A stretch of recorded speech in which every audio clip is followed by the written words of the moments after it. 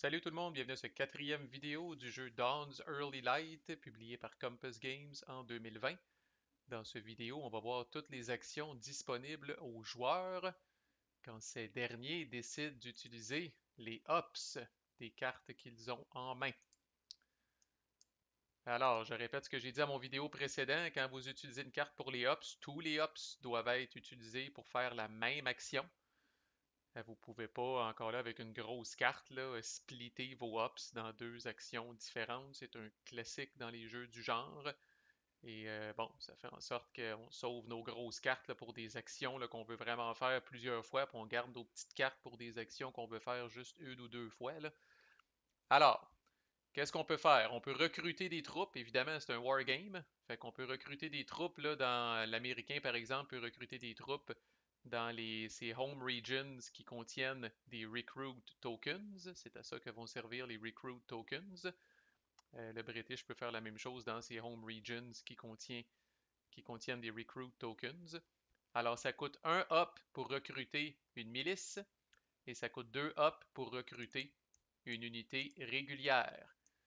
Et vous aurez deviné que les unités régulières, mieux entraînées, mieux disciplinées, mieux organisées, là, sont meilleures en combat que les milices. Coûtent plus cher à recruter, mais sont meilleures en combat. Donc, quand vous recrutez, là, vous choisissez un endroit légal. euh, Vous payez le nombre de hops, dépendamment si vous voulez recruter une milice ou une unité régulière, et vous enlevez du même coup un recruit token de l'endroit où vous avez fait le recrutement. S'il n'y a plus de recruit tokens dans un endroit, vous ne pouvez plus recruter là jusqu'à temps là, que vous regagnez des recruit tokens, soit à la fin du tour ou via un événement quelconque, là. Vous êtes aussi limité par le nombre de troupes que vous avez dans votre force pool.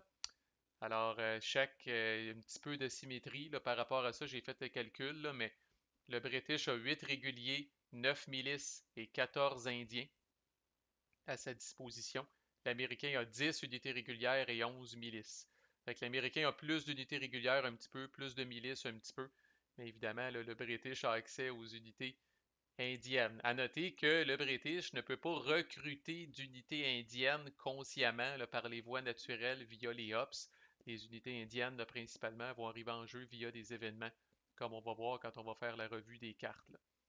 Alors, ce qu'on amène par les voies naturelles, par le recrutement là, dans les villes via les recruit tokens, là, c'est de la milice ou des unités régulières. À noter, j'en profite pour dire là, aux wannabe designers de modules vassal out there, quelque chose qui m'a fait chier royalement tout le long de ma game de play by email, là. Le designer du module a eu la bonne idée. Bon, c'est un classique là, dans un card-driven game. Là, je vois les deux mains de cartes parce que c'est une game de test, puis j'ai joué en tant que solitaire, là. Mais quand on joue une game de play-by-mail, on choisit un camp, là, US ou British, puis on n'est pas capable de voir la main de l'autre joueur. Ça, c'est normal. Aucun problème avec ça. Mais le designer du module a eu la bonne idée, entre guillemets, de mettre le force pool des joueurs à l'intérieur de leurs mains. Alors moi, par exemple, j'étais le US et j'étais incapable d'ouvrir la main du British pour voir son force pool, là. Mais c'est très pratique de voir il reste combien de réguliers, combien de milices, combien d'indiens. Là, j'étais obligé de toujours compter ce qu'il y avait sur le board, prendre le total moins ça pour savoir combien d'unités qui y restait, là. Des fois, c'est important. Alors, avis aux intéressés, là, de mettre le force pool à un endroit public ici, là, il n'y a aucun enjeu de confidentialité par rapport à ça. Ça aurait été pas mal plus winner. Mais bon, on est reconnaissant envers ces designers de modules qui nous permettent de jouer à nos jeux favoris à distance. Fait que, mais c'était pas la meilleure décision en termes là, de conception de modules. C'est ça pour le recrutement. Deuxième action qui est commune à tous les joueurs, l'action de campaign pour déplacer vos unités. Fait que pour un hop, vous pouvez prendre autant d'unités que vous voulez d'une région et les déplacer à une région adjacente. Simple enough. À noter que des unités via une carte ne peuvent jamais se déplacer de plus qu'une région. Fait que là, même si j'ai joué une carte de 4 hops, je pourrais pas utiliser le deuxième hop de ma carte, prendre ces unités-là, puis venir me battre contre les Indiens ici. Alors, ces trois unités-là, ils ont déjà bougé. Ils pourront plus bouger du reste de ma carte. Par contre, je pourrais prendre ces deux milices-là, qui sont à Shenandoah, puis pour un hop, venir les bouger ici, ça c'est légal. Mais jamais une unité peut bouger de plus qu'une région par les voies naturelles avec des hops d'une même carte. Si jamais, par exemple, bon, on a une autre carte, là, je décide, j'ai une carte de 3 hops, je prends un hop, je bouge ici. Si jamais je bouge dans une région où se trouvent des unités ennemies, il y a une bataille là. On se bat tout de suite. Je finis pas ma carte. On se bat, on résout ce combat-là dans sa totalité, puis après ça, de retour à notre programmation principale, je continue à dépenser les hops de ma carte. Fait que dès qu'on bouge dans une zone où il y a des unités ennemies, là, on interrompt la séquence combat. On fait le combat d'un bout à l'autre, peu importe c'est quoi le résultat, puis après ça, on continue. Alors, vous n'êtes pas obligé de caller à l'avance avec votre carte tout ce que vous allez faire comme action de campaign. Vous dites juste que vous faites du campaign. Vous prenez, vous bougez des unités. Fait comme ça, s'il y a un combat, vous êtes capable de regarder. Finalement, ça a moins bien été que je pensais. Fait que je vais changer mes plans que j'avais en tête. Là, vous n'êtes pas obligé dès le début de votre carte de caler qui va bouger où. Vous pouvez faire ça euh, une région à la fois. Comme ça, si jamais là, les combats viennent perturber vos plans, là, vous êtes capable de réagir. On en a parlé dans la vidéo d'intro, les fameuses 4 waterways.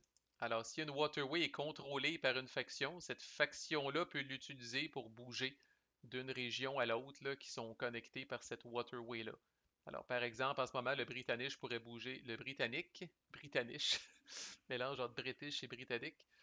Le Britannique pourrait, pour un hop dans une action de campagne, bouger ces milices-là de Montréal à Kingston via la waterway.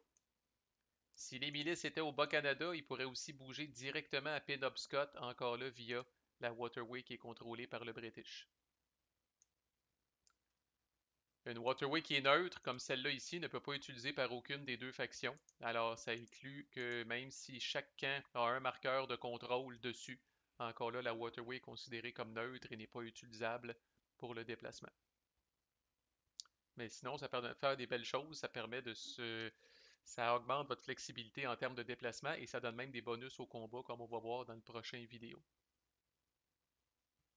Alors, dans le cas qui est ici, l'Américain contrôle cette waterway-là, pourrait décider de prendre sa milice, venir prendre le contrôle de Niagara. Je répète qu'il ne perd pas le contrôle de Détroit là, tant que personne va là. Détroit demeure sous son contrôle à lui parce que c'est une de ses home regions.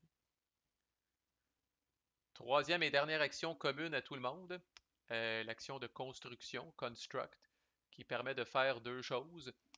La première, c'est de justement saisir le contrôle des waterways. Alors, pour un hop d'une carte, quand on fait une action de construction, on peut commencer par, bon, d'abord, je vais prendre un cas comme celui-là ici. Là. Alors, vous ciblez une waterway. S'il y a une case libre sur la waterway, vous venez mettre un de vos marqueurs dessus. On suppose que je suis l'Américain dans ce scénario-là. Je pourrais utiliser le deuxième hop de ma carte pour m'acharner encore sur cette waterway-là. À ce moment-là, s'il n'y a plus de spot de libre, je viens enlever un marqueur de mon adversaire. Et je pourrais même prendre un troisième hop pour venir ajouter un autre de mes marqueurs ici, là, pour encore plus cimenter ma prise sur cette waterway-là et rendre ça plus difficile pour le British là, de la reprendre. Dans le cas où il y en a juste une, là, ben, comme là, si je suis l'Américain, ben, premier hop, je viens enlever le marker. Deuxième hop, je viens mettre mon marker. Vous n'avez pas besoin d'avoir de troupes adjacentes, rien. C'est abstrait. C'est le contrôle naval de ces voies maritimes-là qui est fait là, un petit peu de manière très abstraite. Là.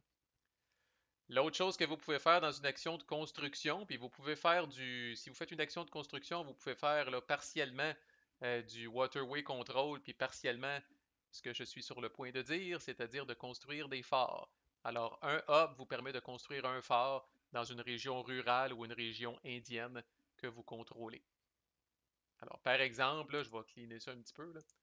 Je pourrais jouer une carte de 3 hops, action de construction. Je viendrais mettre deux control markers ici. Puis je pourrais venir bâtir un fort à Shenandoah. Pas plus qu'un fort par région. Les forts restent là. Le seul moment où ils sont enlevés, si jamais je me fais, entre guillemets, le botter le cul comme américain, hors de Hudson, là, je perds un combat, mes forces sont toutes éliminées ou je suis obligé de retraiter. À ce moment-là, le fort est détruit. Mais si je bouge, moi, consciemment hors de Hudson, ce qui est un peu weird comme décision, le fort reste là. Et rien n'empêche l'Américain, le British en fait après, de s'en venir ici, puis de bénéficier là, à son tour de la protection du fort. Alors, généralement, quand on en bâtit, c'est parce qu'on a l'intention de rester là, ou d'au moins là, défendre chèrement la place, parce qu'on va le voir dans le prochain vidéo, ça donne des bonus en combat. Fait que quand je dis qu'avec une carte, vous êtes limité à une action, évidemment, si vous faites une action de recrutement avec une carte, vous pourriez recruter une milice à Boston, une milice à New York, puis une milice à Baltimore, Washington. Si vous campaignez, vous pouvez campaigner à différents endroits. Si vous construisez, vous pouvez faire un mix de waterway control puis de construction de fort. C'est juste que vous êtes un peu là, dans un tunnel, le tunnel de la même action. Vous êtes obligé de faire la même action avec vos ops. Là. OK, maintenant, un petit peu de symétrie, on aime ça. Il y a des ops, des actions qui sont exclusives à l'américain et d'autres qui sont exclusives aux britanniques. Alors, première action exclusive à l'américain, le privateering, qu'on a parlé dans d'autres vidéos. Comment ça marche le privateering? Encore là, vous dédiez toutes vos ops à cette action-là. Et là, on va commencer à parler de certaines actions bucket of dice, comme on dit. Alors, si je joue une carte de 3 ops pour faire du privateering comme américain, je brasse un dé par ops de ma carte. Alors, dans ce cas-là, je brasserai 3 dés. Et chaque résultat de 3 ou plus fait avancer mon marqueur de privateering d'une case. Ça, je rappelle, à la fin du tour, c'est des points de victoire. C'est précieux. Alors, vous allez devoir trouver le temps, comme Américain, là, de faire ça quelque part dans le tour. C'est une grande source de points de victoire. Là. Et je rappelle, ces points-là sont resetés aussi à la fin du tour. Alors, c'est à recommencer tour après tour. Alors, 3 ou plus, pas garanti. Pour vraiment là, vous rendre au bout de la track, là, ça va probablement vous prendre deux cartes, peut-être même une carte de 3, une carte de 2, quelque chose comme ça. À moins que vous soyez sur la puissante première case de la traque d'économie qui dit ici que quand vous êtes là, comme Américain, vous brassez 2 dés par ops quand vous faites du privateering. C'est incroyable. Alors là, la même petite carte de 3 que je parlais tantôt vous permettrait de brasser 6 dés. Et chaque résultat de 3 ou plus vous fait avancer de 1. C'est vraiment majeur. C'est probablement là, le meilleur choix à prendre au début. Là. Évidemment, la track top à 5. Là. Vous ne pouvez pas faire ça pendant tout votre tour, là, puis vous rendre à 15 là-dessus. Là. Vous êtes quand même limité. Et la deuxième action exclusive à l'américain, c'est ce qu'on appelle l'action de cruise. Ça sert à venir démancher les blockades établis par le British. Je vais juste venir placer des blockades ici. Quand vous faites une action de cruise comme américain, encore là, toutes vos hops sont dédiés à ça. Vous ciblez une blockade en particulier. Par exemple, je dirais, je cible la blockade de Nouvelle-Angleterre. Vous brassez autant de dés que la valeur de hops de votre carte. Et cette fois, c'est chaque résultat de 4 ou plus vous permet de botter une squadron de cette blockade-là. Et les squadrons en question retournent au British Navy Supply. Alors, ça va être à recommencer, comme on va le voir dans pas long, là, pour le British, pour revenir établir cette blockade-là. À noter que si vous êtes particulièrement mardeux et vous réussissez à vider complètement la blockade que vous visiez, mais qu'il vous reste des hits ou des résultats de 4 ou plus à appliquer, vous pouvez venir enlever des squadrons d'une deuxième blockade. Mais c'est 2 blockades maximum. Mais vous devez vraiment d'abord vider celle que vous visiez en partant. OK. C'est ça, il y a quand même pas nécessairement un déséquilibre, là, mais à la longue, vous allez perdre cette bataille-là là, comme Américain, parce que le cruise, c'est pas certain, mais on va voir là, pour les British de renflouer ces blockades-là, c'est automatique. Là. Fait que tôt ou tard, vous allez être bad luckeux comme Américain, là, puis les blockades vont rester en place, mais bon, ça fait du bien des fois par où ça passe. Surtout en fin de tour, des fois, de venir démancher des blockades britanniques alors que votre privateering est dans le tapis comme Américain. Vous pouvez menacer là, de scorer quand même pas mal de points de victoire si vous faites ça à la dernière minute, mais rappelez-vous qu'à moins d'exception, le British a le dernier mot, c'est lui qui finit le tour, c'est lui qui joue la dernière carte dans le tour. Maintenant, action exclusive pour le Britannique. Sa première, c'est l'action de Raid. Raid, il peut faire ça uniquement avec des unités indiennes, uniquement contre des villes américaines contrôlées par l'Américain, Home Region, Town Home Region contrôlée par l'Américain. Il peut prendre autant d'unités indiennes qu'il veut d'une space. Il les amène dans la space en question qu'il vise, de faire un raid dedans. D'abord, il y a un combat. S'il y a des unités américaines dans cette space-là, il va y avoir un combat en bonne et due forme qui va devoir se faire, comme on va voir dans une prochaine vidéo. Au terme de ce combat-là, si les Indiens, entre guillemets, sont victorieux, c'est le reste des unités indiennes, les unités indiennes qui restent vont pouvoir raider. À noter que les Indiens peuvent même raider si la ville est vide. Que là, à ce moment-là, là, s'il n'y a même pas de combat, là, les Indiens rentrent dans la ville et essayent de piller. Alors, comment ça marche encore là? C'est le Britannique va brosser autant de dés qu'il y a d'unités indiennes qui restent pour faire le raid. Chaque résultat de 5 ou plus lui donne un point de victoire directement. Et à l'issue du raid, peu importe là, le succès ou l'échec que le British a eu, ces unités indiennes-là sont retournées dans le Force Pool. Qu'elles aient réussi leur jet ou non, là, ils ont essayé de piller, ils s'en retournent dans le Force Pool. Fait que c'est quand même pas infini là, ce que le Britannique peut faire avec ça. Là, à force de le faire, éventuellement, il n'y aura plus d'unités indiennes, thank God. Et finalement, la dernière action exclusive aux Britanniques, ben, c'est évidemment tout ce qu'il peut faire avec ses squadrons. Alors pour un up, le Britannique peut prendre une squadron et l'amener dans une case de blockade. Alors il va faire ça typiquement là, pour venir remplir ses blockades, avancer là-dessus et ouvrir une porte potentiellement là, pour être capable de faire un débarquement naval dans les villes là, qui sont pointées par les zones de blockade.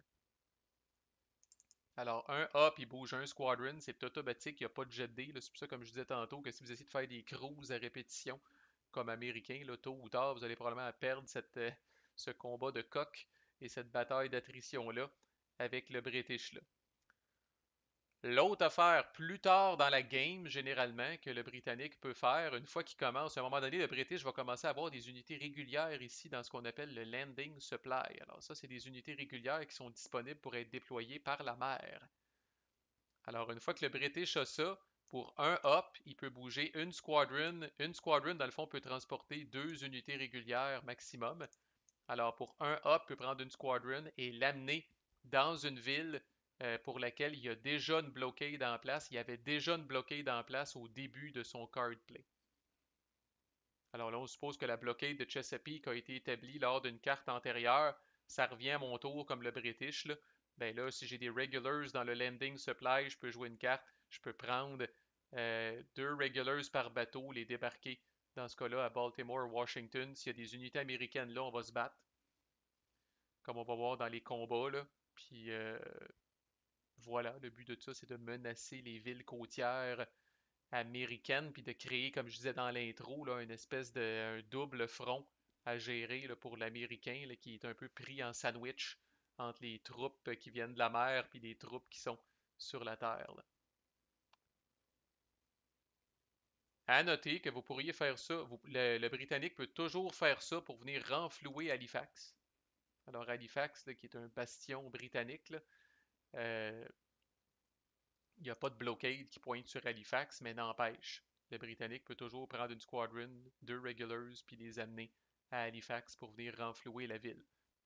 Pour les autres, même si par exemple ils contrôlent Baltimore-Washington, s'il y a une blockade d'établi, encore là, ils peuvent venir renflouer Baltimore-Washington avec ça, venir domper des forces fraîches à Baltimore-Washington en prévision peut-être d'une contre-attaque américaine.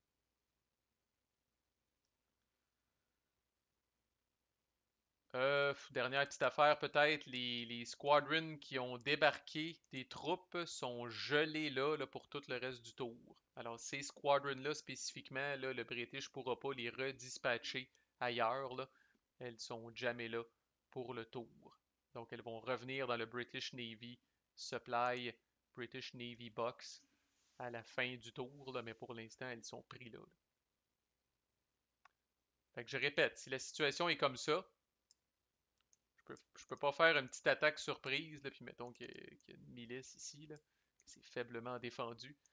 Je ne peux pas, là, soudainement, comme British, faire une petite attaque surprise, genre je joue une carte de 4, je mets une squadron, désolé, je mets une squadron ici avec un up, je mets une squadron ici avec le deuxième up, Troisième up, on embarque les réguliers, puis on s'en vient ici. Pour être capable de faire ça, il faut que la blockade soit en place au début du moment où je joue ma carte, là. Alors, comme Américain, vous allez toujours le voir venir. Vous ne pourrez pas toujours réagir, mais vous allez toujours le voir venir. C'est-à-dire que les blockades qui sont complètes, s'il y a des regulars dans le landing supply, peuvent débarquer possiblement à tout moment. Il y a une question que j'ai posée sur Board Game Geek, puis je mettrai la réponse dans la description du vidéo, là. J'ai demandé au designer, là, bon, est-ce que par exemple, si le, parce que ça arrive, là, des fois le British peut avoir quatre réguliers, par exemple, dans son landing supply, là. Voyons, vas-tu réussir à étasser? Voilà. Alors, si, admettons, là, il y a quatre réguliers dans son landing supply, peut-il, dans cette situation-là, avec deux hops, bouger d'un coup un squadron avec deux réguliers, un autre squadron avec deux autres réguliers, et débarquer d'une shot avec quatre réguliers à Baltimore, Washington pour se battre? Ou si, comme les règles de campaign, dès que je débarque une squadron avec deux réguliers, il y a un combat instantanément. Ça fait quand même une grosse différence là, parce que avez-vous le luxe, comme Britannique, là, d'amener une grosse force lors d'un débarquement maritime ou si ça va toujours se faire à coup de deux réguliers? Là, parce que on les aime, les unités régulières, là, mais deux unités, c'est pas beaucoup là, pour se battre. Là. Tandis que de débarquer avec 4, 6 réguliers, c'est quand même intéressant. J'ai posé la question sur Board Game Geek. On va voir quelle sera la réponse de Monsieur David McDonough. Mais voilà, croyez-le ou non, ça fait le tour. C'est simple, il n'y a pas beaucoup de choix, il n'y a pas beaucoup d'options pour les joueurs. C'est ce qui fait que c'est un jeu relativement accessible, abordable. Prochaine vidéo, on va voir là, les combats. Il y a quelques petites choses intéressantes là, dans les combats, quelques petites mécaniques euh, peut-être pas innovantes, mais qui sortent un peu de l'ordinaire. Là. Fait qu'on va voir comment ça se passe. C'est définitivement excitant parce qu'on lance un paquet de dés. Fait que manquez pas le prochain vidéo si vous voulez voir de quoi il retourne. À plus.